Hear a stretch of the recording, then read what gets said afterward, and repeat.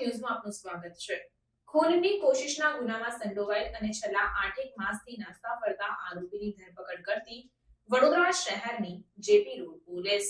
વડોદરા શહેર વિસ્તારમાં બનતી ગુનાહિત પ્રવૃત્તિઓમાં સંડોવાયેલ તથા ગંભીર પ્રકારના ગુનામાં સંડોવાયેલ નાસ્તા ફરતા આરોપીઓની ધરપકડ કરવા સારું પોલીસના ઉચ્ચ અધિકારીઓ દ્વારા જરૂરી સૂચન અને માર્ગદર્શન આપવામાં આવેલ હોય, જે અંતર્ગત ખૂન કરવાની કોશિશના ગુનામાં સંડોવાયેલા અને છેલ્લા 8 માસ જેટલા સમયથી નાસ્તા ફરતા આરોપીની અટકાયત કરી કાયદેસરની કાર્યવાહી કરતી વડોદરા શહેરની જેપી રોડ પોલીસ.